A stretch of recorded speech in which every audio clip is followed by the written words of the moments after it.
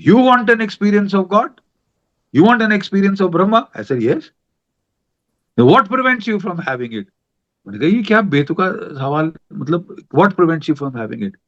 कहता है you will have an experience of Brahma in just 7 days. Mahabharat का पहला वाक्य क्या है? धर्म क्षेत्रे कुरुक्षेत्र। एक फौजी की जर्नी सनातन धर्म तक, ये कैसे हुआ सर? छत्रपति शिवाजी महाराज संत सिपाही थे, महाराणा प्रताप संत सिपाही थे, गुरु गोविंद सिंह महाराज वो एक संत सिपाही थे, जी। बाबा परागा, बंदा बैरागी, ये सब संत होते थे। इनको उन्होंने बोला आके लड़ने का टाइम है, हथियार उठाओ और लड़ो मुगलों के खिलाफ। जर्नी के दौरान, इस सफर के दौरान क्या कुछ स्पेशल स्पिरिचुअल अनुभव हुए जिसने आपको इस जर्नी के लिए प्रेरित किया? मैंने कहा देखो हे देवी, अगर आप चाहती हैं कि ये सच है और ये आप ही की आवाज थी, तो आप मुझे, मैं किसी से नहीं मांगूंगा, आप मुझे पैसे भेजिए। और मैंने ऐसे मत्था टेका, और जैसे ही मैंने मत्था अपना उठाया, बाहर से आवाज आई, पोस्टमैन। और वो ज्योतिष ने मेरे को बताया था कि इसने ये मुहूर्त है जबकि गुरु मंत्र ले लेना, वो वैद ने। ठीक उस टाइम में जब घड़ी देखी तो वो वही टाइम था जिसपे मेरे को मेरा गुरु मंत्र मिल गया और मेरा गुरु मिल गया। फर्स्ट ऑफ ऑल, ये किसने कहा कि Hinduism is just a way of life? So when people say I am spiritual, then you are Hindu. If people say I'm ये spiritual, that statement means you are बहुत Hindu, सही है। because this is the only religion that is based on experiential spirituality. बहुत सारे हिंदू ऐसे शर्माते हुए क्यों बोलते हैं कि हम हिंदू हैं, बट हम ना स्पिरिचुअल है, हम रिलीजियस नहीं। Inferiority complex was instilled into Hinduism, जो कि आज तक नहीं गया है। आज तक अपने आप को हिंदू बोलने में शर्माते हैं कि नहीं जी, हम तो बड़े सेक्युलर हो गए हैं, मॉडर्न हो गए हैं साहब, हम तो इमेंसिपेटेड हैं। वो कहते थे ना कि गांधी जी ने कहा तुम्हें कोई एक गाल पे थप्पड़ मारे तो दूसरा गाल बढ़ा दो। मुझे ये बात कभी एक्सेप्ट नहीं हुई। Fight against such people, like the invaders who came from वही। Samarkand and Bukhara and Kabul and looted our country, burnt and killed our people, slaughtered our people. You yes have to sir. fight. वहां पे अहिंसा का पाठ पढ़ना is गलत है। कायरता, cowardice.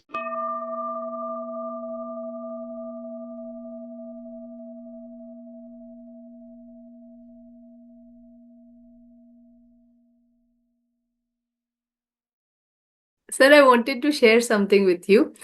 मैंने जो 2 साल पहले लास्ट इंटरव्यू लिया था वो आपका ही था सर। तो मेरे दिल में ये इच्छा थी कि जो फर्स्ट इंटरव्यू मैं फिर से लूं 2 साल बाद, वो आपकी हूँ। सो thank you so much God. Sir. And I had so many questions about कि आपको कैसे सेना मेडल मिला। बहुत सारे क्वेश्चंस थे to ask you about Netaji Subhash Chandra Bose. But this time I want to focus अपने हिंदुइज्म पे, सनातन धर्म पे। एंड एक दो जो मेरे दिमाग में बहुत डीप क्वेश्चंस बहुत टाइम से थे, तो वो मैं आपसे पूछना चाहती थी। So thank you so much sir for coming to my show. And dear audience, मुझे पता है कि आपको कोई जरूरत नहीं है मेरी तरफ से कि मैं सर का इंट्रोडक्शन कराऊं। Everyone knows him. He is none other than major general GD Bakshi sir. And हम और आप, हम लोग बहुत लकी हैं क्योंकि इस कैलिबर के ह्यूमन बीइंग्स जिनको इतने टॉपिक्स पे इतना डीप नॉलेज है वो कम होता है। सो आई थिंक हम ब्लेस्ड हैं, ये हमारे एल्डर हैं, इनसे हम इतना सीख सकते हैं। मेरा पहला क्वेश्चन पूछने से पहले मैं आप सबको कहना चाहूंगी कि मेरा नाम रुचि सिंह है और मेरे चैनल का नाम पहले रुचि सिंह टॉक्स हुआ करता था, पर मैंने अपना चैनल को रीब्रांड किया है the Ruchi connect. So please मेरी आप सबसे गुजारिश है कि आप प्लीज एल्गोरिदम में मेरी हेल्प करिए, क्योंकि न्यू चैनल है। तो प्लीज लाइक करें, शेयर करें, सब्सक्राइब करें और हो सके तो अच्छे से कुछ कमेंट्स डाल दें। मैं आपके इस सपोर्ट के लिए बहुत बहुत आभारी हूँ। चलिए फिर हम अपना इंटरव्यू स्टार्ट करते हैं सर के साथ। सर, फर्स्ट ऑफ ऑल मैं आपको कंग्रेचुलेट करना चाहूंगी आपकी latest book a history of Hinduism inside the traditional view. For me, it is very important because you are combining two of my deep loves. One is for Indian Army and another one is for Sanatan Dharma. और sir, इसी पे मैं ये जानना चाहूंगी कि एक फौजी इंसान जिसकी पूरी जिंदगी मिलिट्री में बीती हो, एक फौजी की जर्नी सनातन धर्म तक, ये कैसे हुआ सर? और इस जर्नी के दौरान, इस सफर के दौरान क्या कुछ स्पेशल स्पिरिचुअल आध्यात्मिक अनुभव हुए जिसने आपको इस जर्नी के लिए प्रेरित किया, कि आप हम सबसे शेयर करना चाहेंगे? और सर ये भी जानना चाहती थी, क्योंकि आपकी पूरी जिंदगी आर्मी में बीती है, तो क्या ये जो हमारी फौज है, उस लाइफ ने आपके नजरिए को इम्पैक्ट किया? बहुत अच्छा सवाल है बेटा, very deep question with philosophical implications. मैं आपको बताना चाहता हूं कि सनातन धर्म में there is the concept of Brahma क्षात्र, sir कि ब्रह्म। sages, Brahmins yes who yes. became Kshatriyas and who took up weapons to save the dharma, जी right? So जी। उनको बोला जाता है ब्रह्म क्षात्र। अब जैसे कि मेरी अपनी लिनिएज में मेरे पिता की तरफ से हैं गुरु Parshuram.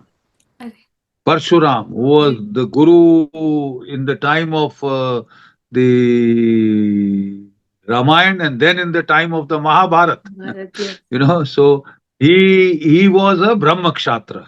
He took up arms to, when the kings of that era became very oppressive, so yes. he took up arms to protect them. अपने फरसे से उन्होंने तबाही कर दी थी वहां पे। हाँ। देन मेरी मदर की साइड से है गुरु Dronacharya, and okay. he needs no introduction. He is the teacher of weapons, of the art of war to the Kauravas and the Pandavas. Pandava And जी। he took part in the Mahabharata war along with his son Ashwathama. जी। So these are the Brahma Kshatra tradition. और देशों में जो सैनिक होते हैं वो बड़े राजसिक होते हैं कि रम पियो, दारू पियो, नाच गाना करो, लड़ो मरो, that kind of a lifestyle, very very hedonistic lifestyle. जी। बट जो भारत की ट्रेडिशन में आप सुनेंगे संत सिपाही। यस। गुरु गोविंद सिंह महाराज वो एक संत सिपाही थे। छत्रपति शिवाजी महाराज संत सिपाही थे। जी। महाराणा प्रताप संत सिपाही थे। तो मतलब हमारा जो सैन्य इतिहास है, it is filled with people who were both soldiers as also saints. और जो सिख गुरु परंपरा है उसमें तो भरे हुए हैं जी। बाबा परागा, बंदा बैरागी, ये सब संत होते थे। इनको उन्होंने बोला आके लड़ने का टाइम है, हथियार उठाओ और लड़ो मुगलों के खिलाफ। वो प्रताड़ित कर रहे हैं भारत की जनता को, हिंदू लोगों को, समाज को। सो ये शुरू से ये ट्रेडिशन रही है।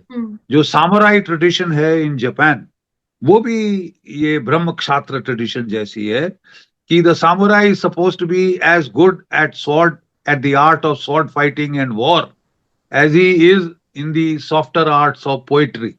Yes. You know, that is the samurai tradition, and he scholar warrior tradition. जी सर। He's a scholar, he's also a warrior.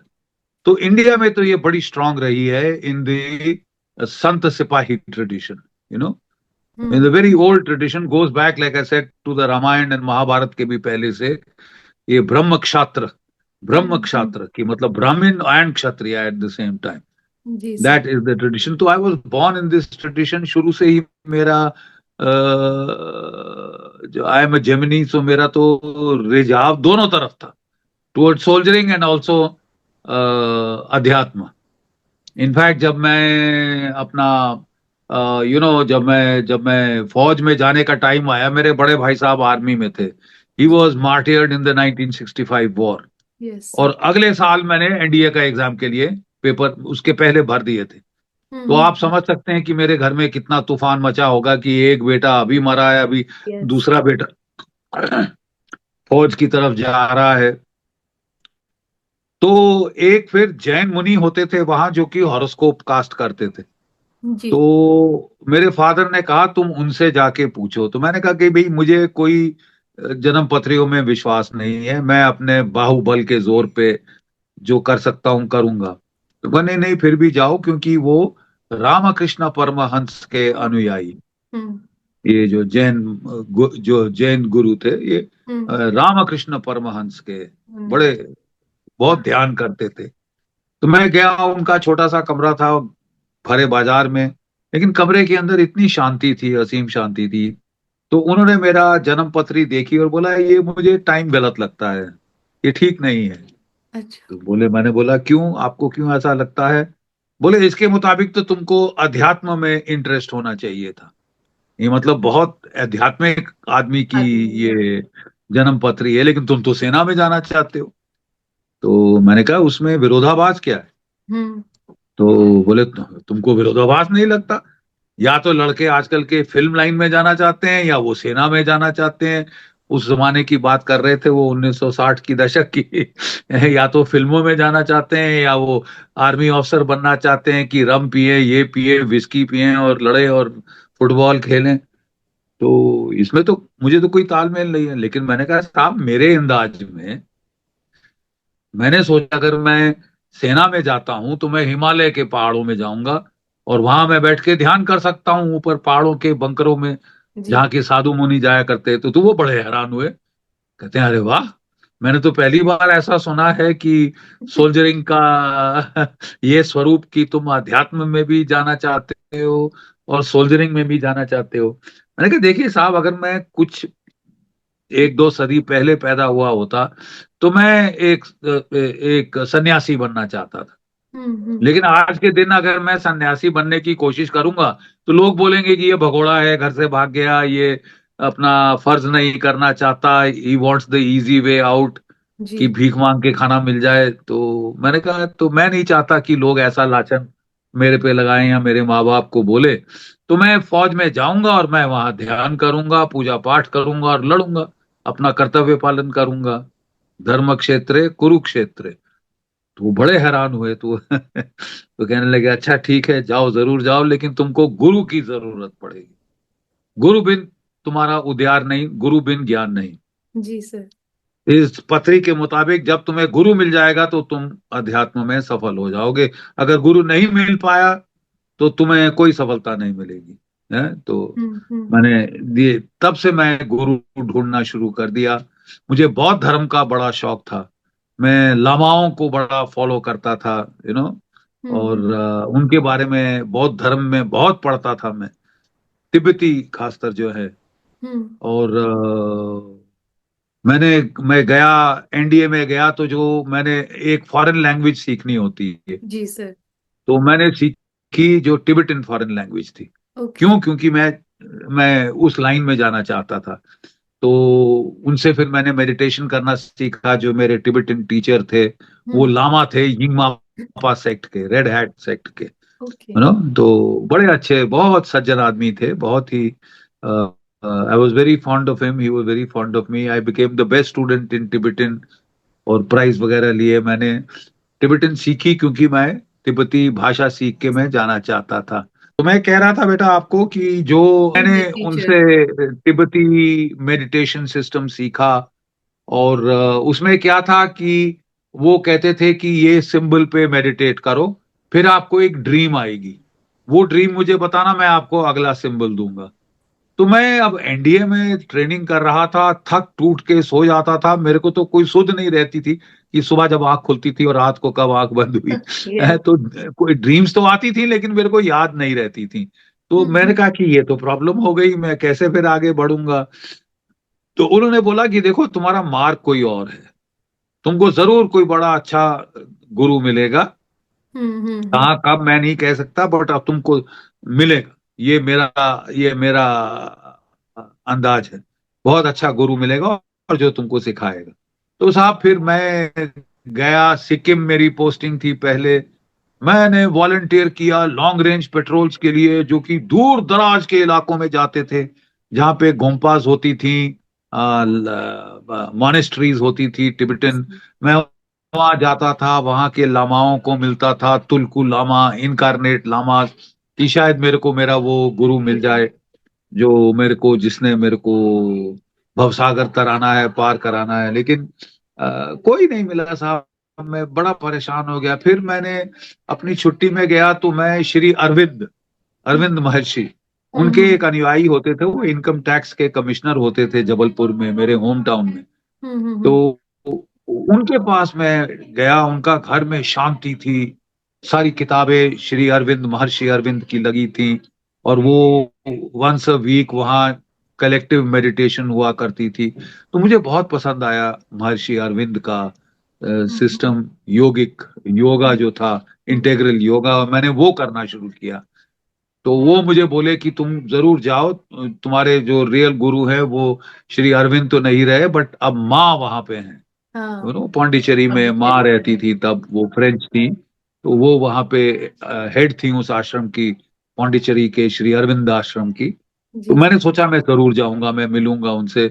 लेकिन जीवन की व्यस्तता थी, छुट्टी खत्म हुई, मैं वापस सिक्किम पहुंचा। ऊंचे ऊंचे पहाड़ों पे रहा, ये वो, और कड़ाके की ठंड, और एवलांचेस और स्नो बाइट, और ये और वो, बड़ा डिफिकल्ट टाइम था। चाइनीज पोस्ट बिल्कुल 800 गज दूर था मेरे वहां से, सबसे फॉरवर्ड मोस्ट पोस्ट पे मैं था। बट कुछ वहां में ना इतनी कड़ाके की ठंड थी कि वहां तो आपको बस keeping body and soul together मेन बिल्कुल। आपकी वो प्रीऑक्यूपेशन हो जाती, तो मैं कुछ कर नहीं सका। तो फिर मैंने सोचा था कि मैं जरूर उनसे मिलूंगा। तो मैं फॉरवर्ड पोस्ट पे रहता था।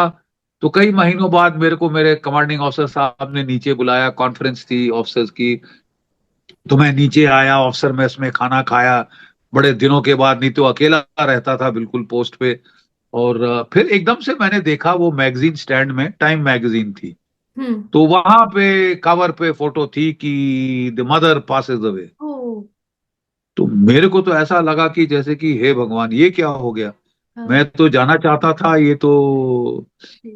खत्म हो गया, ये रास्ता ही खत्म हो गया। तो मैं हम्म। बड़ा, मुझे झटका लगा, तो उसके कुछ देर बाद मैं फिर छुट्टी गया, बड़ा परेशान, ये वो भी परेशान थे, आयंगर साहब, कि ये क्या हो गया, अनर्थ हो गया साहब, ये तो अब गुरु कौन रहेगा।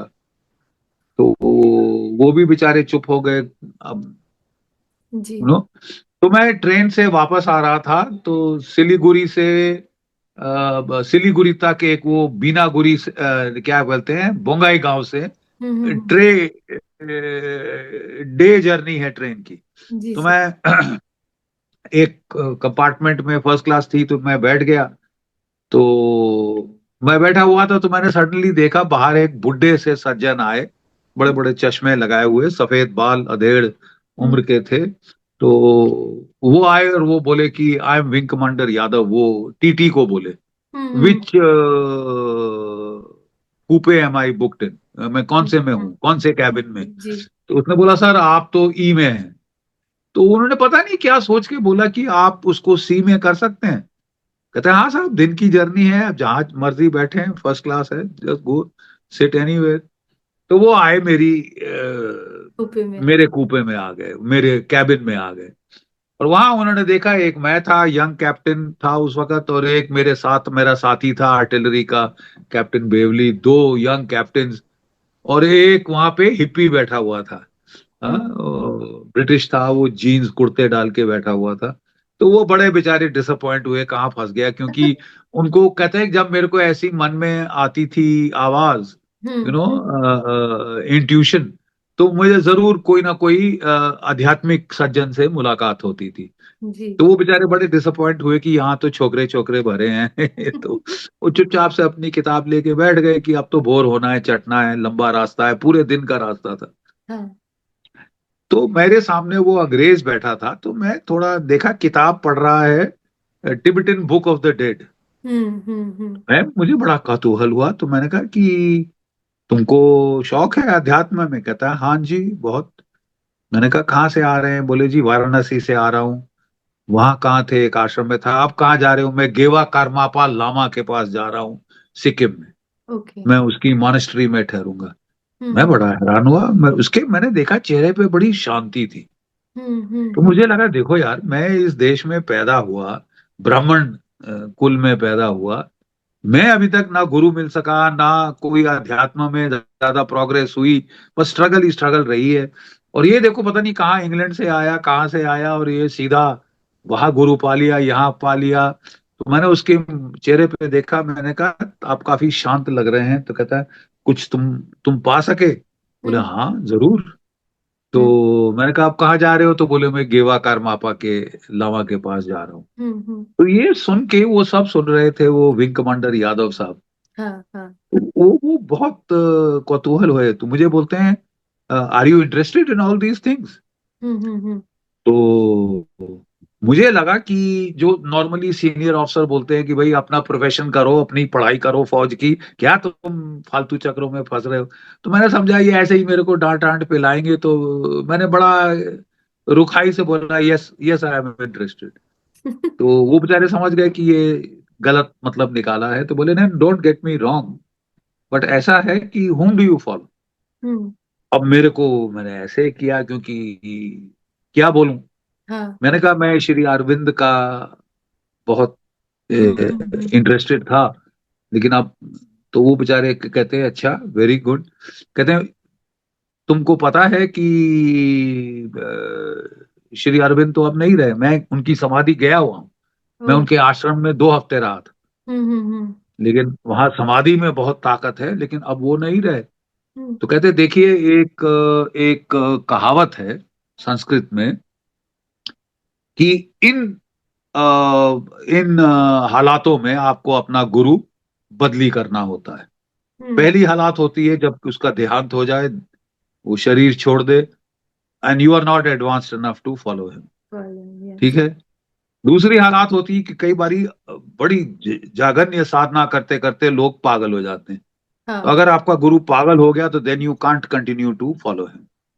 और लास्ट है if the guru violates the scriptures by his conduct, कि वो गलत काम शुरू कर दे, जी। तो then you shouldn't stick on with that guru, नहीं तो आप भी डूबोगे उसके साथ। हम्म। तो कहते हैं कि are you advance enough to follow Shri Aurobindo after he is gone. मैंने कहा साहब सवाल ही नहीं पैदा होता, मैं तो उनको मिल भी नहीं पाया। हम्म। तो हम्म। कहते हैं कि ऐसी हालतों में आपको गुरु बदली करना चाहिए। मैंने कहा साहब मैं तो परेशान हो गया हूं, मैंने पहाड़ पहाड़ छान दिए हैं, दूर दराज के गुम्पों में गया हूं एक गुरु की तलाश में, लेकिन मेरे को तो नहीं मिला। लगता है कि रामकृष्ण परमहंस हमारे आखिरी थे, उसके बाद तो कोई उस दर्जे का आया ही नहीं। मुझे लगता है कि मैं बहुत लेट आया हूँ, अपने हम्म। देश में ही बहुत लेट पैदा हुआ हूँ, कि जब वो गुरुओं का, अच्छे गुरुओं का जमाना ही खत्म हो गया था, अब बाकी सब अब ढकोसले हैं, ये है चार्लटन्स हैं, ये फलाना ढिमकाना।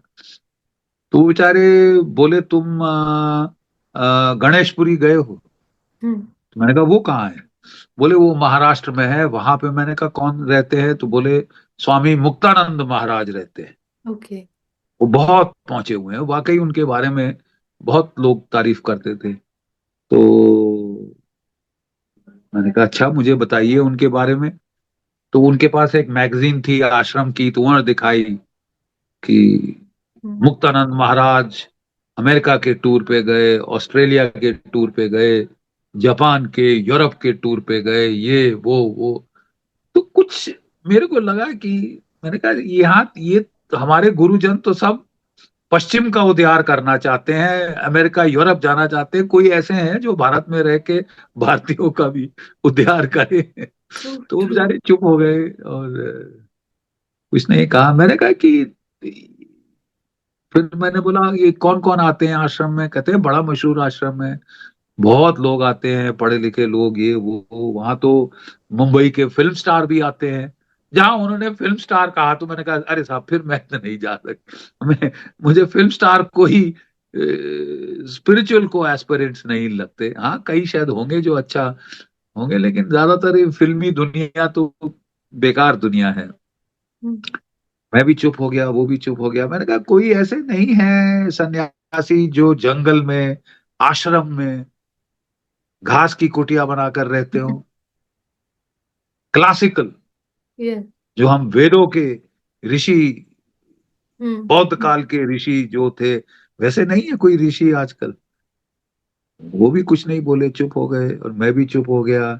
और टक टक टक टक टक टक ट्रेन चलती रही, और हम सब शांत पड़ गए, चुप्पी पड़ गई पूरे कैबिन में। काफी देर के बाद एकदम से वो बोले, कहते हैं जैसे साधु की तुम बात कर रहे हो, वो मुक्तानंद महाराज के पास आए थे।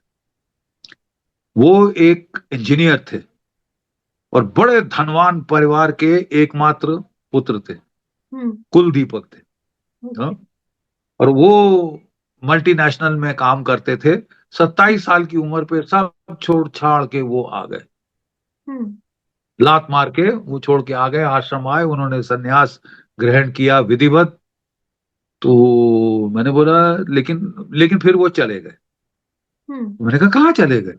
हाँ। एकदम से मेरे को बड़ा कौतूहल हुआ कि एक इंजीनियर, एक पढ़ा लिखा आदमी, एक मैनेजर, वो सब छोड़ के चला जाए। कहते वो बहुत दूर एक जंगल में गए, जैसे तुम बोल रहे हो कि घास की कुटिया, वहां घास की कुटिया उन्होंने बनाकर रहे। मैंने कहा अरे, तो आपने पहले क्यों नहीं बताया? मैंने कहा कि भाई देखो, लोग जो हैं अफसर जो बन जाते हैं, वो भाई कहीं होटल शोटल हो, आराम का बिस्तरा हो, ये सब चाहते हैं। अरे मैंने कहा सर, मैं इन्फेंट्री का ऑफिसर हूँ, मैं पेट्रोलों पे जाता हूँ, मैं जमीन पे सोता हूँ, मेरे को कोई फर्क नहीं पड़ता अगर जमीन पे सोना पड़े और ये सब करना पड़े। लेकिन ऐसे व्यक्ति से तो, साधु से तो मैं जरूर मिलना चाहूंगा जो कि वैदिक कालीन प्राचीन आश्रम जैसी स्थिति में ठहरते हैं, रहते हैं। कहते ठहरो, मेरे पास एक फोटो है। और जैसे ही उन्होंने मुझे वो फोटो दिखाई तो मेरे में जैसे मन में बिजली कौंध गई, जैसे कि हाँ यही तो है, इसी को तो मैं ढूंढ रहा था। देखिए बचपन में जब मैं बहुत छोटा था, 8-9 साल का था, 9-10 साल का, तो हम पचमढ़ी गए थे। हाँ। वहां मुझे एक बौद्ध मॉन्क, एक बौद्ध भिक्षु जी। बर्मा का, वो दिखाई दिया था, हम्म। घेरे हुए कपड़े और पूरा सिर मुड़ा हुआ। तो मैं तो उसके पीछे ऐसे चलने लगा जैसे कि वो पाइड पाइपर ऑफ हैमलिन था, क्योंकि वो इमेज और बिल्कुल इनकी शक्ल उस बौद्ध भिक्षु से मिलती थी। जी जी। सारा हेड शेव्ड, और महर्षि दयानंद जैसे पूरा बौद्ध भिक्षु जैसे बाल कटे हुए, और सिर्फ एक सैफरन रोब और बड़ी सी रुद्राक्ष की माला। ने कहा ये है, मुझे इनका एड्रेस दीजिए। और फिर साहब मैंने तब से जिस तरह मेरे मेरे को मेरे गुरु के बारे में पता चला, और कितने सारे दैव योग हुए बेटा। अगले साल जाके मैं फिर फाइनली उनके आश्रम पहुंच गया, उनसे मंत्र दीक्षा प्राप्त करी, और मेरे को मेरा गुरु मिला। और जो दैवयोग जो हुआ, मतलब अगर मैं आपको वो किस्से सुनाऊं तो विश्वास नहीं होता कि असली जीवन में ऐसा हो सकता है। अगर आप बोलें तो मैं सुनाऊंगा, नहीं तो सारी मतलब कहानी तो इसी में सर, ही गुजर जाएगी लेकिन। सर मैं तो सुन सकती हूँ क्योंकि मैं खुद साधना करती हूँ। मतलब मैं हर दिन एटलीस्ट 2 घंटे मेरी साधना होती है।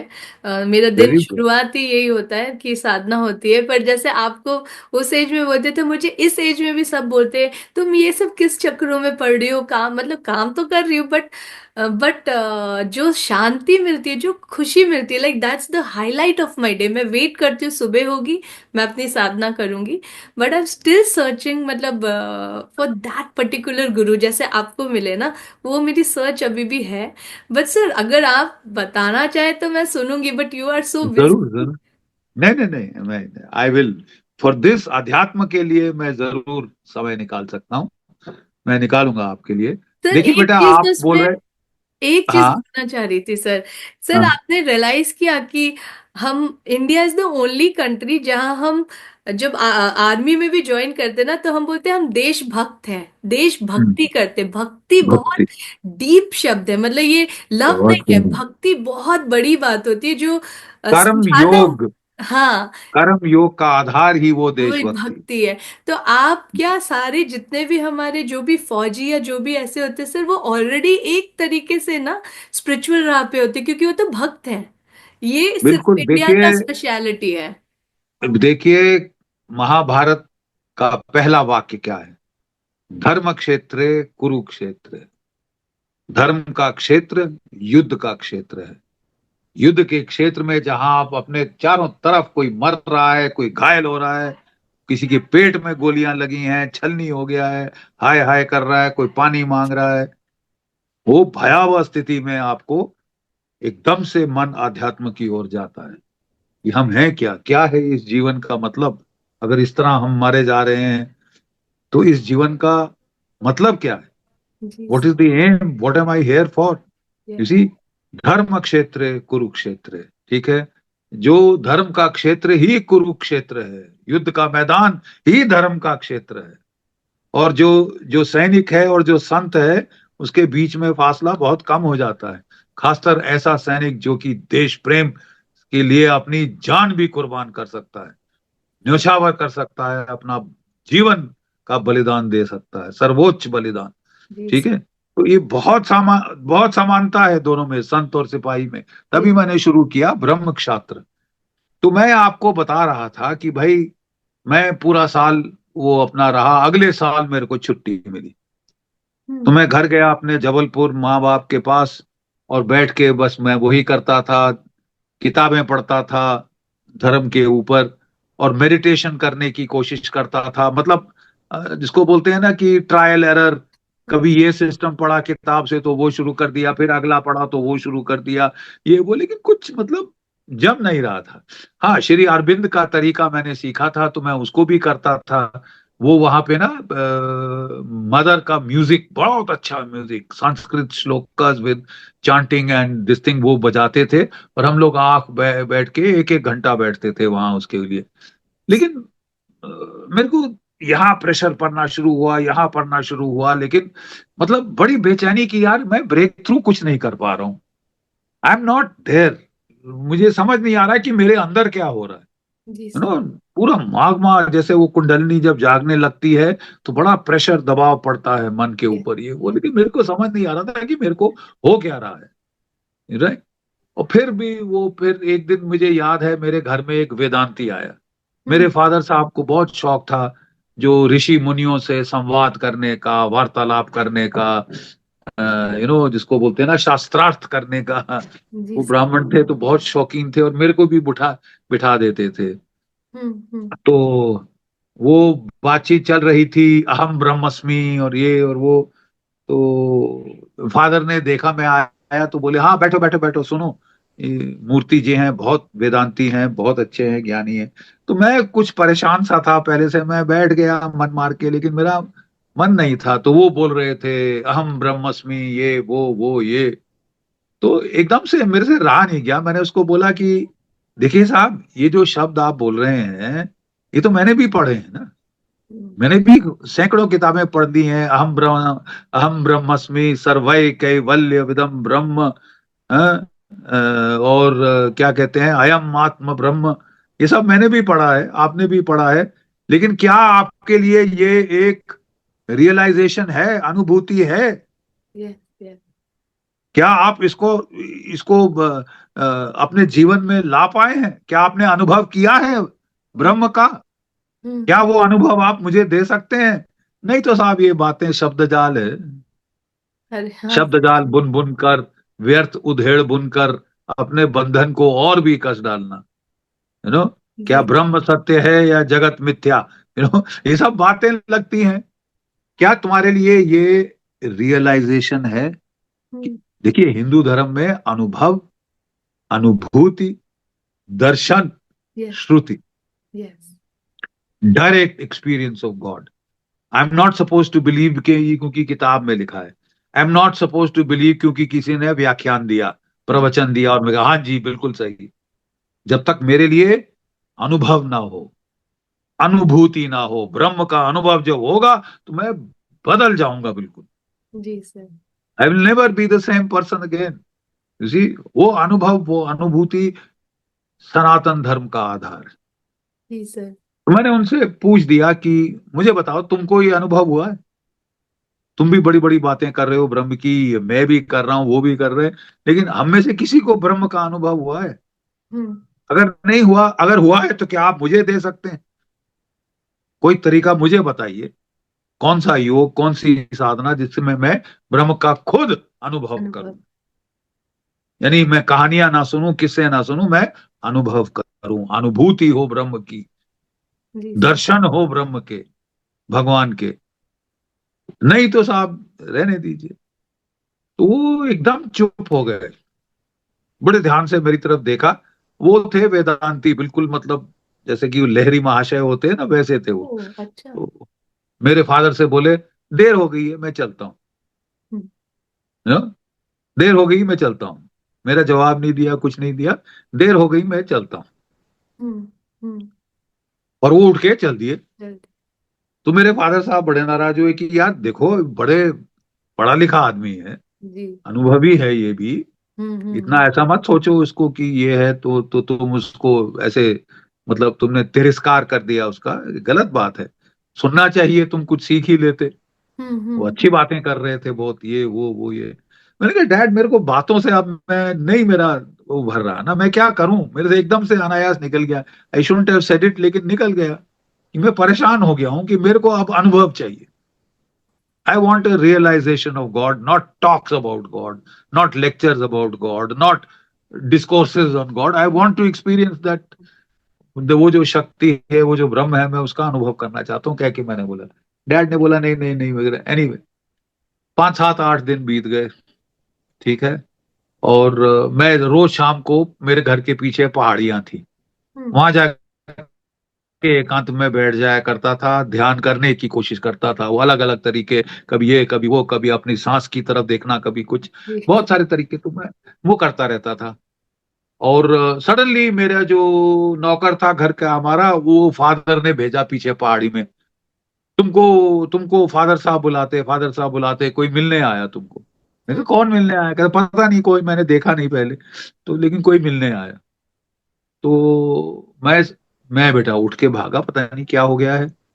तो जैसे ही मैं आया तो वो बेचारा बैठा था वहां पे मूर्ति, वही। और कभी यहाँ बैठे, कभी उठ के दूसरी कुर्सी पे बैठे, जैसे बेचैनी से मेरा इंतजार कर रहा था। कर ओ देयर यू आर, कहता है you want an experience of God, you want an experience of Brahma. I said yes, what prevents you from having it.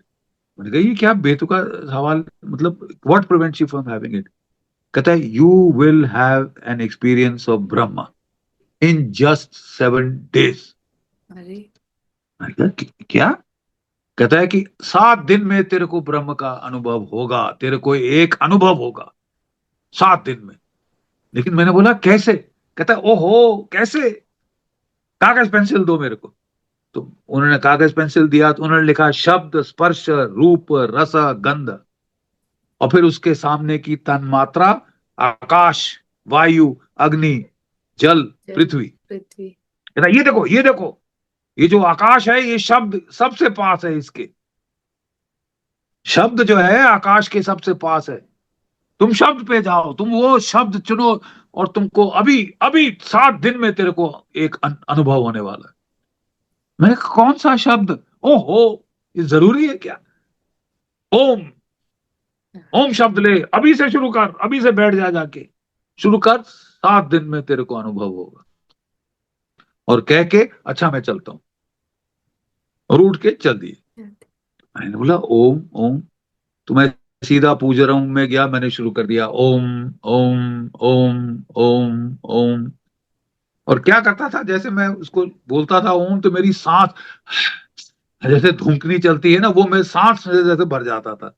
फिर मैं ओम ओम ओम करूं, फिर ओम ओम करूं, फिर मेरे को कोई दबाव पड़ना शुरू हुआ सिर के ऊपर, बड़ा जोर का, मतलब झिझोड़ के रख दिया मेरा पूरा। तो मैंने तो घबरा के बंद कर दिया, भाई ये तो पागलपन लगता है आ रहा है, ये I will go mad at this rate. तो मैंने बंद कर दिया, बड़ा परेशान हुआ, तो एकदम से मेरे को मन में, एक दिन मैं बहुत परेशान था साहब, ये क्या चक्कर में फंस गया हूँ, धर्म गुरु के और इसके उसके, मेरा तो नॉर्मल जीवन ही रुक गया।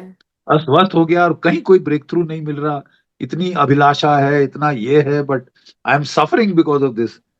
तो मेरे मन में आवाज आई कि तू प्रणव का अनुभव करना चाहता है तो प्रणवानंद के पास जा, जो मेरे गुरु जी का नाम था ना। अरे। मन में आवाज आई एकदम से, तू हाँ। प्रणवानंद के पास जा। प्रणव, ओम हाँ, शब्द को, प्रणव, ओम शब्द, ओंकार को यस। प्रणव कहते हैं, प्रणव मंत्र कहते हैं। तो आया कि तू तू अगर प्रणव का अनुभव करना चाहता है, का साक्षात करना चाहता है, तो प्रणवानंद के पास जा। ओ मेरे को याद आया, हाँ हाँ, वो तो पिछले साल बताया था, मैं तो भूल ही गया, मैं वहां जाऊंगा, बस मेरे मन में ये ख्याल आया। तो मैं निकला, और मैंने डैड डैड डैड मेरे को थोड़ा पैसा दो, आई फिनिश माई मनी जो लाया था, आप थोड़ा पैसा दो, मैं जाना चाहता हूँ स्वामी प्रणवानंद के पास। मेरे फादर बड़े हैरान, तेरे को हो क्या रहा है, कौन प्रणवानंद, कैसा प्रणवानंद, ये कौन है, मैंने तो नाम भी नहीं सुना, कहाँ रहता है? मैंने कहा 40 गांव में रहता है, महाराष्ट्र में, घना जंगल, घने जंगल में तू जाएगा, मिलेगा भी नहीं, ये वो। क्या पता कोई क्रुक हो, कोई चार्लटन हो, कोई गंजेड़ी हो। क्या तू, क्या पागलपना है, कहीं नहीं जाएगा तू। 2 महीने छुट्टी आता है साल में, हमारे पास रहे, माँ बाप के पास, पता नहीं कहाँ उठ के किस गुरु के पीछे जा रहा है। तो मेरे को भी लगा हाँ यार सही तो कह रहे हैं। तो मेरा मन में फिर अगले सुबह उठूं तो फिर प्रणवानंद के पास जा, प्रणवानंद के पास जा। मैं बड़ा परेशान हुआ कि मैं ये द्वंद में पड़ गया हूँ, जाऊं ना जाऊं। और तो मैं, वो जो जैन मुनि थे ना जिसके बारे में बताया था मैंने, हाँ तो हाँ। मैं उनके पास गया। अच्छा। और वो मेरे को बोले कि, मैंने कहा मैं बड़ी दुविधा में हूँ। क्यों, क्या हुआ? मैंने कहा ऐसे ऐसे हुआ। अब एक मन की आवाज कह रही है कि वहां जा, माता पिता कहते क्या पागलपना है। मुझे भी लगता है दोपहर तक कि हाँ यार ये तो सुबह सुबह बड़ी प्रेरणा लगती है, दोपहर तक वो प्रेरणा सब खो जाती है। तो जाऊं कि नहीं जाऊं, कहाँ जाऊं, मैं बड़े असमंजस में हूँ।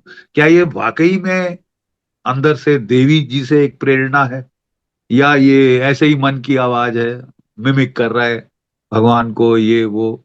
क्या ये आदेश है जाने का, या क्या है? मुझे मुझे नहीं कुछ समझ आ रहा कि मैं क्या करूं। तो बोले तू, बोले जो भगवान रामकृष्ण थे ना परमहंस, हम्म। उनको भी इस तरह का भ्रम हुआ करता था कि हे माँ क्या ये तेरी आवाज है, या ये ऐसे ही मन का भ्रम है? तो मैंने बोला अच्छा। लेकिन फिर वो क्या करते थे अपने भ्रम को सुलझाने के लिए? वो कहते थे कि हे माँ मेरे को एक साइन दे, अगर वाकई ही ये तेरी आवाज है मेरे को एक साइन दे। साइन दे कि यस ये तेरी आवाज। तो कहता है कि तुम भी भगवान से एक साइन मांगो ना, क्या ये सच है? मैंने कहा क्या बात कर रहे हैं वैद जी, वो रामकृष्ण थे। He could talk to God and get an answer. हाँ। मैं कहाँ से, मेरे को कोई जवाब देगा अगर मैं बात करूं? तो बड़े धीरे से उन्होंने बोला, how will we know if we don't even try. Yes. Yes. आप कोशिश तो करिए, पूछ के देखिए। मैं एकदम चुप हो गया। मैं स्कूटर लिया, वापस घर आया, और मेरे को बड़ी शांति सी पड़ गई थी कि जो असमंजस था, जैसे लग रहा था कि वो खत्म। एनीवे, मैंने कहा भगवान से एक साइन मांगू। तो मैं जाके पूजा के कमरे में बैठ गया, भगवान की तस्वीर के सामने, देवी जी की तस्वीर के सामने, और मैंने बोला क्या साइन मांगू? फिर एकदम से मेरे को ख्याल आया कि मेरे पैसे खत्म हो गए थे। तो हम्म। मैं नहीं चाहता था किसी से मैं जाके पैसे मांगू। मैंने कहा देखो हे देवी, अगर आप चाहती हैं कि ये सच है और ये आप ही की आवाज थी, तो आप मुझे, मैं किसी से नहीं मांगूंगा, आप मुझे पैसे भेजिए। और मैंने ऐसे मत्था टेका, और जैसे ही मैंने मत्था अपना उठाया, बाहर से, हमारे बंगले में रहते थे पुराने, वहां से बाहर से आवाज आई, पोस्टमैन। एक किस मिनट के लिए तो मैं ठिठक गया और मैं डर गया कि आप भगवान से सवाल पूछो, क्या वो जवाब देता है? मैं ठिठक गया, मैं डर गया, और बड़ा सहम कि मैं धीरे धीरे दरवाजे की तरफ गया। तो मेरी मॉम जो थी वो उतरी, तो पोस्टमैन एक थे, बड़े बुड्ढे बेचारे, पुराने, धोती वगैरह कुर्ता डाल के आते थे पंडित जी। तो वो आए, तो मेरी मॉम ने जाके उनको मिली तो लिया। जब तक मैं डरता हुआ पहुंचा, तो उन्होंने मेरा चेहरा देखा, क्या हुआ बेटा? मैंने कहा नहीं कुछ नहीं। क्या है किसकी किसकी चिट्ठी है? कि चिट्ठी नहीं बेटा, मनी ऑर्डर आया। अरे। मनी ऑर्डर आया। मैंने कहा कहाँ से, कैसे, इस वक्त? मैं अभी सवाल पूछ के, उनको नहीं पता था कि मैंने हाँ। सवाल पूछा है, ये वो। मनी ऑर्डर आया। अरे कई साल पहले मेरा एक अफसर होता था मेरे साथ का, वो खूब दारू पीता था, और उसका चेक बाउंस हो गया, और हम्म। फौज उसके पीछे पड़ गई, तेरा कोर्ट मार्शल करेंगे 2 मिनट में। बड़ा सीरियस जुल्म माना जाता है आपका चेक बाउंस हो जाए तो। हाँ। तो वो रोए, मेरे हाथ पैर जोड़ने लगा, भाई मेरे को थोड़ा उधार दे दे यार, मैं चेक अपना क्लियर करूं अपना मेस बिल, नहीं तो मेरे को तो अटैच करके डिसिप्लिन की कार्रवाई शुरू हो जाएगी। तो मेरा रूममेट था, जी। मतलब मैं उससे मुंह छुपा बच के कहीं जा भी नहीं सकता था, हम दो थे अफसर, एक रूम शेयर कर रहे थे। तो मेरा दिल पसीज गया। तो मैं उन दिनों पहाड़ों में रहता था, तो हमको काफी हाई एल्टीट्यूड अलाउंस अलाउंस वगैरह मिलता था, पैसा था मेरे पास। हम्म। तो लेकिन मैंने समझा, मैंने कहा कितना चाहिए, तो कहता है 1,000 रुपए दे दे यार बस। यार उस समय उन दिनों 1,000 रुपए बड़ी चीज, बहुत बड़ी। 450 रुपए हमारी मंथली तनख्वाह होती थी सेकंड लेफ्टिनेंट की। तो मैं तो मैं थोड़ा सा झिझक गया, लेकिन ये रोए। तो मैंने बाकी लोगों से पूछा, यार ये पैसा मांग रहा है, दे दूं? कहता है अबे तू पागल है, ये दारूबाज है, पियक्कड़ है साला, ये तेरे से ले लेगा और तू भूल जाना अपना पैसा। If you are feeling extra rich तो दे दे, डोंट एक्सपेक्ट कि तेरे को वो पैसा वापस दे देगा। वो कह रहा है मैं प्रॉमिस यू ब्रदर, बस मेरे जाते ही फसल कटेगी और मैं पैसा पे कर दूंगा वगैरह वगैरह।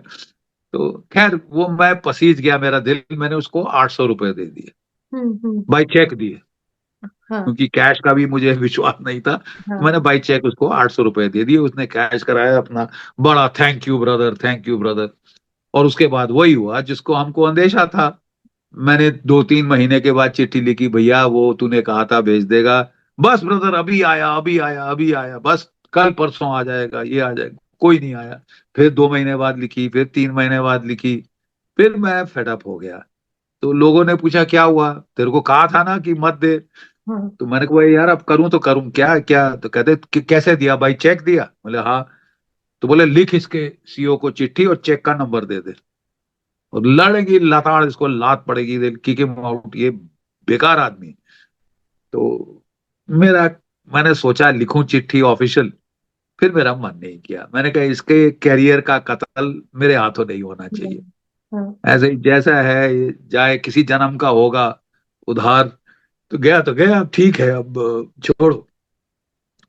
तो लास्ट में 1 साल बाद उसको चिट्ठी लिखी, देख भाई, जब तेरे को जरूरत थी मैंने तेरे को पैसा दिया, अब मैं अपना घर बना रहा हूं अपने फादर के साथ मिलके, अब मेरे को जरूरत है, कैन यू प्लीज रिटर्न? कोई जवाब नहीं। तो then I give it up, ऐसे टू हेल विद यू।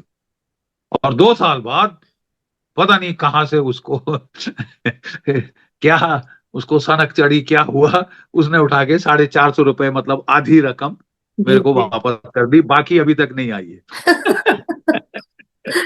बाकी बहुत अभी तक नहीं है। लेकिन जैसे ही वो आई तो मैंने कहा अब मुझे तो आना है। आदेश मिल चुका है। और मैं उसी रात मैंने जाके वो टिकट बुक करी उसी दिन। और 2 दिन बाद मेरी ट्रेन थी। अब मेरे फादर मेरे को छोड़ने आए। वो बड़े डरे हुए थे, एक बेटा खो दिया, दूसरा बेटा साधु संतों के चक्रों में लग गया है, पता नहीं नौकरी छोड़ देगा क्या करेगा, इसका तो कुछ समझ ही नहीं आता। तो वो छोड़ने आए मेरे को रेलवे स्टेशन तक। हाँ? और कि देखो बेटा, समटाइम्स हम लोग सोचते हैं कि चीज ऐसी होगी, लेकिन असलियत कुछ और होती है। तो हम बहुत डिसअपॉइंटेड हो जाते हैं। तो ज्यादा डिसअपॉइंट मत होना, घर वापस आ जाना। आ जा। मतलब उनको इतना तक फिक्र था कि मैं शायद आऊं ही नहीं वापस, वहीं साधु के साथ ठहर जाऊं या कहीं कर दूं। तो मैं कहा नहीं नहीं dad, I will come back. तो वो फिर ट्रेन के चलने में टाइम था, अब क्या बात करें। तो मैं कहा डैड मैं एक किताब ले आता हूँ कोई रास्ते में पढ़ने के लिए। तो वो रेलवे स्टेशन के वो रामाकृष्णा मिशन का स्टॉल था। तो मैंने ऐसे ही जो किताब ऊपर दिखी मैंने उठा ली, छोटी सी थी, मैंने कहा रास्ते के लिए पढ़ने के लिए काफी होगी। तो मैंने साथ ले ली। और फिर ट्रेन की सीटी बजी, मैंने फादर के पाँव छुए और मैं बैठ गया। और मैंने किताब पढ़नी शुरू कर दी। और क्या थी किताब साहब, देखिए दैवयोग। किताब थी कि हम सन्यास लेने के लिए कब तैयार होते हैं, कैसे मालूम कि हम सन्यास के लिए तैयार हैं। अरे वाह। फिर ये पहला चैप्टर था। दूसरा चैप्टर था कि साहब गुरु के क्या लक्षण होते हैं, सन्यास में आपको गुरु के बगैर ज्ञान नहीं। तो एक असली गुरु के क्या लक्षण होते हैं, और आपका क्या रिलेशन होना चाहिए गुरु की तरफ, और गुरु का क्या दायित्व है आपकी तरफ। ये वो ये पूरी किताब यही थी, 50-60 पन्ने की थी यही किताब, कि गुरु के लक्षण क्या है, गुरु शिष्य की क्या रिश्ता होता है, गुरु का क्या दायित्व होता है, शिष्य की क्या ड्यूटीज होती हैं, ये वो ये। और लास्ट पेज पे एक मैसेज था, we have followed you so far, we can follow you no further, you are now going to the lotus feet of your lord the guru, अरे he will teach you further. Universe was sending you a message. मेरे को तो रोंगटे खड़े हो गए और झटके लगने शुरू हो गए, अश्रुधार निकल गई। और फिर मैंने ना बड़े सुंदर भजन सुने थे। एक बंगाली साधु थे, वो गाते गाते बेहोश हो जाते थे, अच्छा। मतलब भाव में चले भाव जाते थे। में चले जाते थे, हाँ। बड़े सीधे सिंपल वो बेचारे, ये उनके भजन मेरे मन में बजने शुरू हो गए। और आंसू आंसू आंसू, I felt wound of love, जैसे कि मैं कहीं जा रहा हूं जहां कई सदियों पहले कोई मेरे को बहुत प्यार करते थे लोग, मैं वहां पे जा रहा हूँ, यू नो। और मैं हैरान कि लोग बाकी कंपार्टमेंट में बैठे देखेंगे, वो क्या सोचेंगे, इसको क्या हो रहा क्या हो है। गया? मैं जाके अपनी सीट छोड़ के दरवाजे में खड़ा हो गया, और मैं खड़ा रहा, और वही मेरे अंदर वो भजनों की धुन बजती रही, and a wound of love, that is. और फिर बाद में मैंने पढ़ा कि स्पिरिचुअल एक्सपीरियंसेस ज्यादातर इस तरह हार्ट सेंटर भी एक्टिवेट होता है। Yes, yes, भारी inundation of love, God is love, yes. वो प्रेम वहां से आता है, कि जो कि सदियों के परे, ह्यूमन रिश्तों के परे जो है, दैट। और cut cut cut cut cut cut, फिर जब सब लोग सो गए चुपचाप से आके मैं भी सो गया। 4 बजे सुबह वो मुझे जगाया, टीटी ने, 40 गांव उतरो। तो मैं एकदम से उतरा, और सुबह 4 बजे ब्रह्म मुहूर्त में मैं उतरा था। हम्म। तो वहां से फिर टांगा पकड़ा, टिक टॉक टिक टॉक करते हुए गए, और बस स्टैंड गए।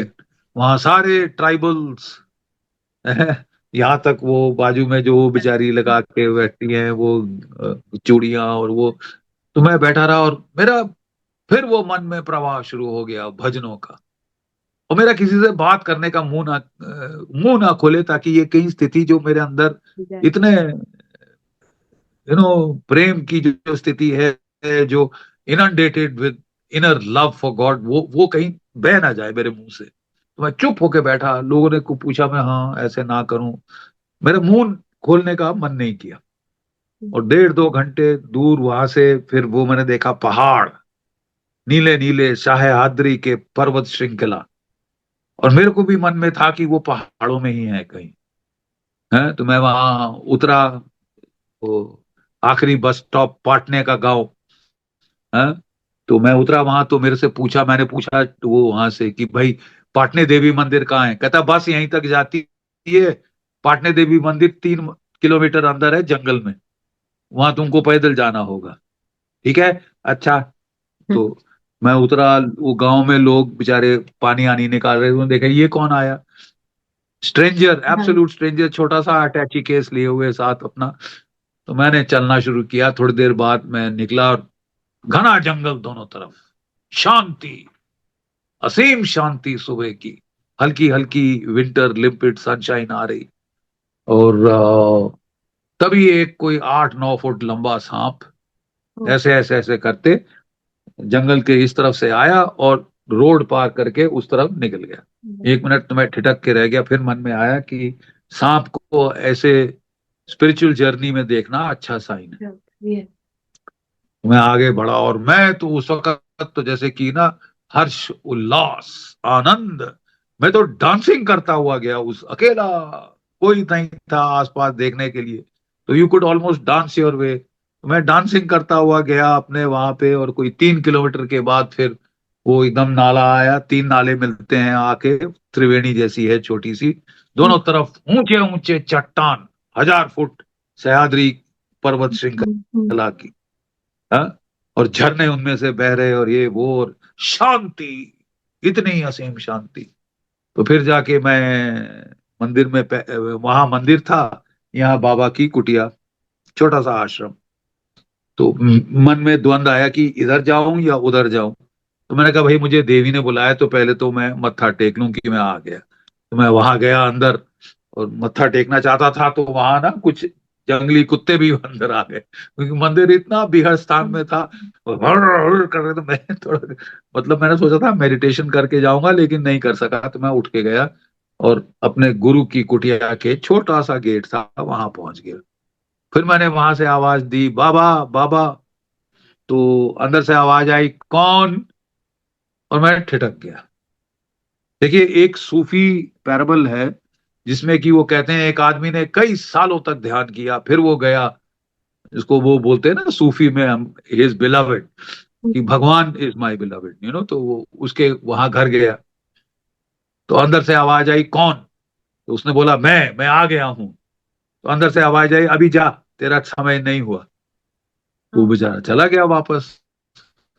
7 साल उसने और ध्यान किया, और फिर वो पहुंचा वहां गेट पे, वो जो सूफी पीर था उसके गेट पे, और उसने आवाज दी, बाबा बाबा मैं आ गया। तो अंदर से आवाज आई, कौन? उसने बोला, मैं आ गया हूं, मैं फिर आ गया हूं। उसने बोला, जा तू, अभी तेरा टाइम नहीं हुआ। तो वो बेचारा 7 साल फिर गया वापस, पूजा पाठ करी और बढ़ाया, ये किया वो किया, और फिर वापस गया। उसके बाल सफेद हो चुके थे। तो वो खड़ा हो गया झोपड़ी के बाहर, और उससे पूछा, बाबा, आवाज आई, कौन? तो उसने बोला, इट इज दाई सेल्फ, तू आ गया। Oh, that is so deep. तो उसने उसने बोला, आओ, अब तेरा टाइम आ गया। मैं और तू का तो तेरे उनका में डिफरेंस, भेदभाव हाँ, चला गया। खत्म हो गया। The distance between me and you, now we are one. उसने कहा, आजा। तो मैं वहां खड़ा होके चुप हो गया कि अब मैं बोलूं क्या। मैंने कुछ नहीं बोला। तो वो बेचारे बाहर आए, फिर अंदर गए। कौतूहल उनको भी, कौन कहाँ से किधर आया। मुझे लगा था कि भाई ये तो शायद जानते होंगे कि मैं आ रहा हूँ। तो मैं चुप हो गया, मेरे को बड़ी डिसअपॉइंटमेंट हुई कि मुझे, I don't see recognition in his face. मैं बैठा धीरे से, और वो बोला, किधर से आए, कहाँ से, कब तक रहोगे? तो मैं ऐसे कर, तो मैंने कहा, जब तक आप चाहें। नहीं, फिर तो मैंने सिर्फ ऐसे कर दिया। तो वो देखते रहे मेरे को, तो फिर एकदम से बोले, तुम थक गए होगे, जाओ वो कुएं से पानी निकालो, नहा धो लो, और वो खाट वहां बिछाओ, पेड़ के नीचे सो जाओ, बाद में बात करें, जा। और उन्होंने मेरे को टाल दिया। तो मैं नहा धो के, आई वॉज रियली टायर्ड, तो मैं सो गया। 1 1.5 घंटा सोया, वो मेरे किनारे सर के बैठ के मेरे को देखते रहे, चुप, कुछ नहीं बोले। हम्म। और सारा दिन मैं उनके साथ रहा। फिर उनको गांव के लोग मिलने आते थे, बहुत प्यार, उनको लोकल लोग बहुत, उनको तो वर्शिप करते थे बेचारों, गुरु महाराज को हमारे। और then he started speaking in English, he realised I am a captain, ये वो। तो हमने कुछ चीजें डिस्कस करी, ये वो। तो मैंने उनसे पूछा कि भाई मैं जानना चाहता हूँ कि मेडिटेशन कैसे की जाती है। बोले, ठीक है, आई टेल यू। शाम को हम लोग मंदिर गए और वहां दर्शन करके आए। तो फिर उनका जो सेवादार था, छोटा लड़का गांव का, ट्राइबल बॉय, वो आया, बाबा बुलाते। तो वो, मैं उनकी हट में गया, उनकी अलग हट थी, हम मेन हट में ठहरते थे, गेस्ट वगैरह। तो वो बोले, तो मैं ऐसे ही आराम से बैठ गया, मुझे मुझे कुछ याद नहीं था कि मैं क्या किस लिए आया। बोला, सिट प्रॉपर्ली। तो मैं एकदम सिद्ध आसन में बैठा। कहते हैं, जब आत्मा यहाँ आती है तो वो ओम कहती है, जब वो यहाँ आती है तो वो सोहम कहती है, और जब वो यहाँ पहुंचती है तब वो कोहम में खो जाती है, और उसके नीचे उसका कुछ पता नहीं चलता, वो संसार के भोग विलास में खत्म हो जाती है। यहाँ तक वो मैं कौन हूँ पूछती है, यहाँ मैं वो हूँ कहती, ये यहाँ पे ओम कहती। तो कहते हैं, मेडिटेशन में यहां से शुरू नहीं करना आसान नहीं, यहां से करना चाहिए। एंड एग्जैक्टली, मैं तो कौन गया, जैसे कि इन्होंने फिल इन द ब्लैंक कर दिया, जैसे कि उसको मालूम है कि मुझे ओम मंत्र बोलने को कहा गया था, Yeah. और मैं बोलता था तो मुझे सांस सांस सांस आती थी। तो then he taught me how to meditate, do that particular mantra, by following my breathing. उन्होंने बैठ के बोला, आंख बंद करो, अब शुरू करो, मेरी ब्रीदिंग फॉलो करी। फिर करने लगे, साथ में बोलते रहे गुरु मंत्र, और कराया मेरे को। और आधा घंटा मैं वहां पे खो हो गया। फिर मेरे को बोला, अब आंखें खोल धीरे धीरे, मैंने तेरे को टिकट दे दी है। हम्म अब तू चाहे अगले स्टेशन पे उतरे, या आखिरी 10,000 मील दूर तू जाए, ये तेरे ऊपर है। तेरी साधना मैं नहीं कर सकता, वो तेरे को करनी होगी। लेकिन ये टिकट है टू द लास्ट गोल। अब तू घर जा, तेरे घर के लोग बहुत चिंता कर रहे होंगे कि क्या हो गया, क्या नहीं हुआ, लड़का कहाँ गया। तो वो जा, उनकी चिंता दूर कर। और लेकिन आते रहे, हर साल आइयो, 2-3 बार आइयो, खूब ध्यान करते रहे। अब तेरे को तेरा गुरु मंत्र मिल गया है। और वो ज्योतिष ने मेरे को बताया था कि इसने ये मुहूर्त है जबकि गुरु मंत्र ले लेना, वो वैद ने। ठीक उस टाइम में जब घड़ी देखी तो वो वही टाइम था जिसपे मेरे को मेरा गुरु मंत्र मिल गया और मेरा गुरु मिल गया। So that is the story of my guru. We'll continue some other time and I'll tell you Yeah. कि ये युद्ध क्षेत्र है, कुरुक्षेत्र है, धर्म क्षेत्र है। जी सर, जी sir, like Thank you. It's Any specific question you would like to ask? Yes sir, first of all I am so move. मैं खुद बहुत साधना करती हूँ, तो मुझे ना ये सारी चीजें इसके बारे में जानना पढ़ना, मतलब it's like I am on the same path. So thank you for sharing that. मुझे बहुत ही You know something, I could meditate for 7 hours non-stop. O I बाप। had reached that level with my guru. I had gone to take sannyas when I was bitten by a snake. Hmm. I almost died and I had to come back because उन्होंने बोला तेरे प्रारब्ध कर्म पूरे नहीं हुए, तेरे को सेना में काफी कुछ करना है, लड़ना है, मरना काटना है, वो पूरा करके फिर आइयो। सर मेरा तो मन कर रहा है मैं यही पूछती रहूं, but I do have some specific question sir. एक बोलो। क्वेश्चन मेरे दिमाग में है सर। सर आपको बहुत सारे लोग मिल जाएंगे ऐसे, खास करके हिंदू, जो बोलेंगे हिंदुइज्म तो एक जीवन जीने की कला है, जीवन शैली है। फर्स्ट ऑफ ऑल, ये किसने कहा कि Hinduism is just a way of life? मेरे हिसाब से हिंदुइज्म जितना इवॉल्व्ड और पद्धतिबद्ध रिलीजन तो दुनिया में कोई है ही नहीं। हमारे तो साधना में भी एक एक स्टेप, नॉर्मल नित्य पूजा में पता है कि पवित्रीकरण करना है, मतलब वहां से लेके समर्पण तक सारे स्टेप्स लिखे हुए हैं सर। और तो मुझे ये जानना है कि ये माइंडसेट कैसे हो गया कि Hinduism is a way of life, not a religion. Secondly, बहुत सारे हिंदू ऐसे शर्माते हुए क्यों बोलते हैं कि हम हिंदू हैं, बट हम ना स्पिरिचुअल है, हम रिलीजियस नहीं है। ये माइंडसेट कहाँ से ऐसा बना है? क्या कारण है कि बहुत सारे हिंदूज का ये एटीट्यूड है अपने धर्म के प्रति? एब्सोल्युटली। देखिए, अंग्रेजों के काल में, कॉलोनियल पीरियड में, हिंदुओं को बताया गया कि तुम्हारा तो बहुत ही नीच धर्म है, तुम लोग फीमेल इन्फेंटिसाइड करते हो, तुम लोग सती करते हो, तुम लोग चाइल्ड मैरिज करते हो, तुम लोग फलाना ढिमकाना, लाखों करोड़ों तुम्हारे देवी देवता है, हमारा तो एक ही धर्म है, एक ही गॉड है, वगैरह वगैरह, एक ही अल्लाह है।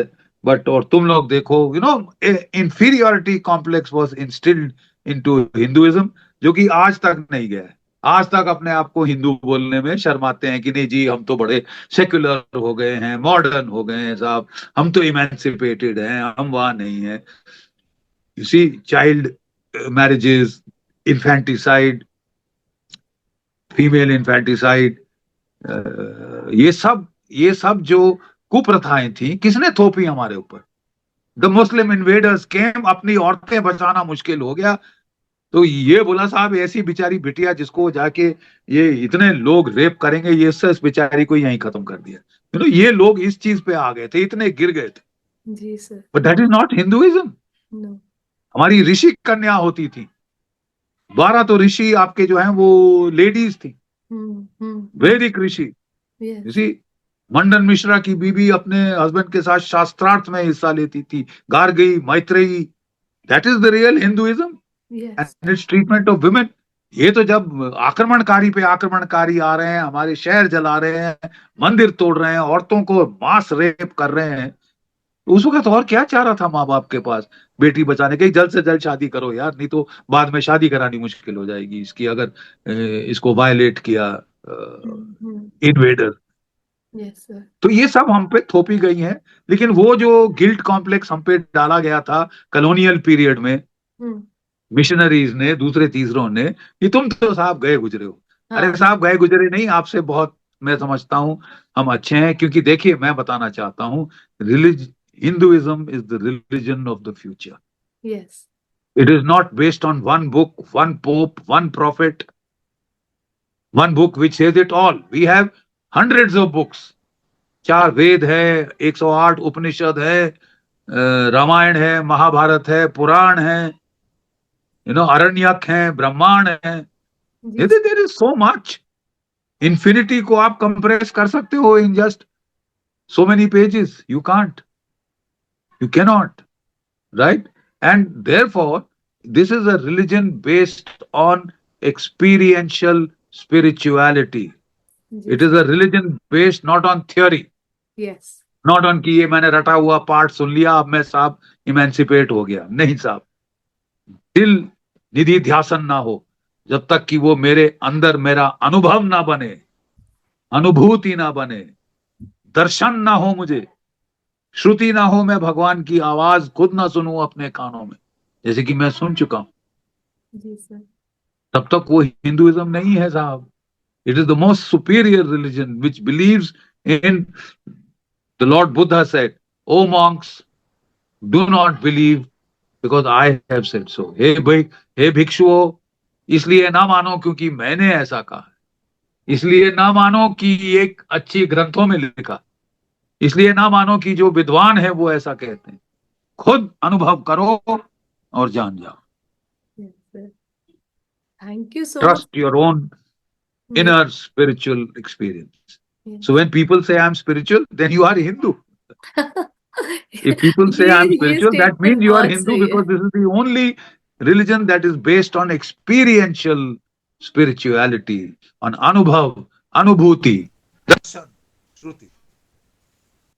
इनफैक्ट सारे वर्ल्ड के जो रिलीजन्स है उसका जो जितना भी मेडिटेशन है, प्राणायाम है, जो भी है, वो सब सब तो हमारे कौन सी ऐसी चीज है जो कहीं पे भी और है जो हमारे वेदों में ना है. मतलब मैं ये तो नहीं देखिए बोलूंगी बेटा, कि मैं आपको बताना चाहता हूं कि उन्होंने कहा कि true Hinduism is experience, spiritual experience. तब आप असली हिंदू बनते हैं जब आपको स्पिरिचुअल एक्सपीरियंस हो. And what is the way to spiritual experience? The way is by yoga, dhyan, samadhi. In the Saraswati civilisation में आज से कोई 9,500 साल पहले वहां पे मूर्तियां पाई गई हैं. In the Indus civilization, in Mohenjodaro, in Rakhigarhi, in Dholavira, statues, little statues in the postures of yoga, statues in the postures of dhyan. Dhyan and yoga are the twin pillars of Hinduism, which lead to experience. Yes, sir. Which lead to experience. It's a very structured way of life. Yes, sir. Very codified. सब कुछ True proper religion, है. true spirituality is experiential spirituality. What is the way to experience? Yoga and dhyan. That is the essence of Hinduism. Yes, so I think at least some लोग तो आपकी किताबें पढ़ के कुछ लोग भी अगर ये बात समझ गए तो वो गर्व से कह सकेंगे कि हम हिंदू हैं, बिकॉज गर्व से कहो कि हम हिंदू हम हैं. There's हिंदू nothing हैं. to be ashamed of.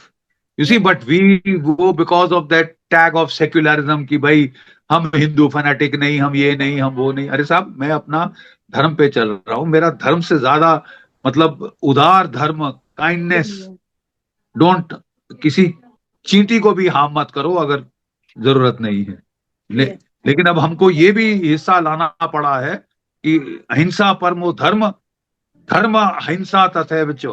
क्योंकि we were kind to people. लोगों ने जीना दूभर कर दिया, लूट मार, हत्याकांड किए हमारे. जी till sir. Such time as we were forced to defend ourselves. Yes sir. और अब हम डिफेंड करना आ गया है हमको भी. We In will fact, defend ourselves. We will yes, not be at the mercy of foreign invaders who will destroy our temples and burn our cities and carry away the women to be sold in brothels. nice Or sir. Bukhara and Samarkand and Kabul. जी That sir. era is over. Over. High You time. try it now and we will destroy you in return. ठीक है? Yes. Because हमको भी अपना बचाव करना, हम ये सबक, बड़ा कड़वा सबक हमने सीख लिया है. नहीं, और We अभी have to तो defend ourselves सर्वाइवल के लिए against such जरूरी हो people. गया है. In fact sir, this leads me to ask you another question. मुझे ना बचपन से एक बात परेशान करती थी. वो कहते थे ना कि गांधी जी ने कहा तुम्हें कोई एक गाल पे थप्पड़ मारे तो दूसरा गाल बढ़ा दो. मुझे ये बात कभी एक्सेप्ट नहीं हुई. मुझे ऐसा लगता है कि गांधी जी का जो ये पैसिव नॉन वायलेंस का आइडिया था, उसने हमारे हिंदू धर्म को, हिंदू मानसिकता को बहुत कमजोर किया है। इनफैक्ट भारत के पूरे the way we interact with the world को काफी कमजोर किया है। और हमारा धर्म तो इतना ऐसा है कि कहते कि अगर जरूरत है, अगर अधर्म हो रहा है तो डटे रहो और लड़ो। इनफैक्ट गीता, जो पूरे वर्ल्ड में भगवत गीता की बातें लोग करते हैं, तो लोगों को ये याद रखना चाहिए कि गीता युद्ध भूमि में हुआ, जहाँ पे कृष्ण अर्जुन को बोल रहे हैं। जो अर्जुन तो बोल रहा था नहीं नहीं मुझे तो लड़ना ही नहीं है, तो कृष्ण बोल रहे हैं कि तुम्हारा कर्तव्य है। ठीक है, योर वहां धर्मा। धर्मा है। एंड सर, हाँ। अगर हम ठीक है महाभारत छोड़ दे, रामायण जो सब हम करते हैं, मर्यादा पुरुषोत्तम राम, उन्होंने क्या बोला कि लड़ना है, ही किल्ड रावण। नवदुख against evil, fight against evil, against yes, evil, वही fight against such people like the invaders who came वही, from Samarkand and Bukhara and Kabul and looted our country, burnt and killed our people, slaughtered our people. You yes have to sir, fight. वहां पे अहिंसा का पाठ पढ़ना is गलत है। कायरता, cowardice, तो सर मुझे ऐसा cowardice. लगता है कि ये जो थॉट प्रोसेस है, उसने बहुत जनरेशन्स ऑफ हिंदूज को, उनके साइकी पे बहुत गहरा असर किया है। मैं बोलूंगी नेगेटिव असर किया है। और सर ये मतलब बिल्कुल। आपसे क्वेश्चन है कि do you agree, do you think Gandhi ji ने ऐसे जानते बूझते किया होगा? और क्या आपको लगता है सर कि इसका इम्पैक्ट हमारे भारत की विदेश नीति पे भी पड़ा है? देखिए बेटा, हम लोग बौद्ध बने थे एक टाइम पे, ज्यादातर हिंदुस्तान बुद्धिस्ट हो गया था, और बिल्कुल बेचारे नॉन वायलेंस पे वो जा रहे थे कि चींटी को भी मत मारो। लेकिन साहब, जब हमारे आसपास के ऐसे कमीने लोग हों कि ना चींटी को तो तुम ना मारो, छोड़ दो, हम तुम्हारे गले काट काट के मुंडों के ढेर लगा देंगे, तुम्हारी औरतों का बलात्कार किया जाएगा, तुम्हारे घर जला देंगे, तुम्हारे मंदिर तोड़ देंगे, तुम्हें जीने नहीं देंगे, तो फिर ऐसों का इलाज क्या है भाई? ऐसों के साथ कौन अहिंसा की बात कर सकता है, जिसको बात ही हिंसा की समझ आती हो? कि तेरे को बताता हूं कि कैसे, और हमने फिर किया साहब।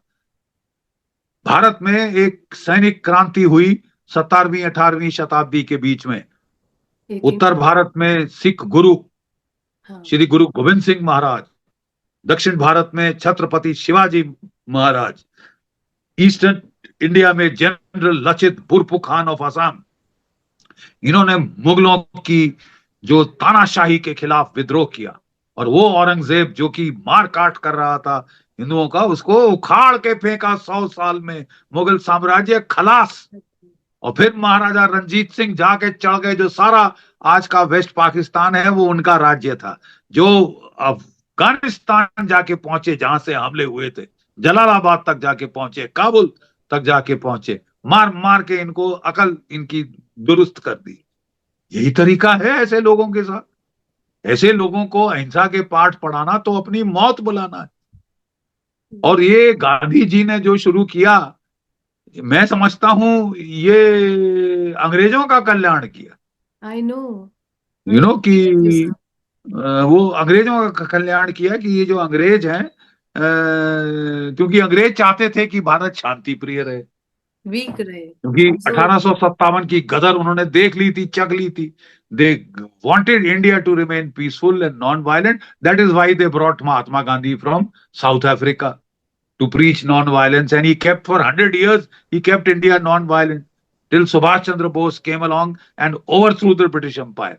The British Empire did not go because of Mahatma Gandhi and Nehru. It went because of Subhash Chandra Bose and the Indian National Army. So at that note, we will end this discussion today. We'll resume it some other day. Thank you, beta. Jai Bharat, Jai जय Hind. Bharat, जय Hind. Thank you Thank so you. Much sir. Thank Thank you so much. you. Once again, we have to fight. Yes sir, The time has come to fight.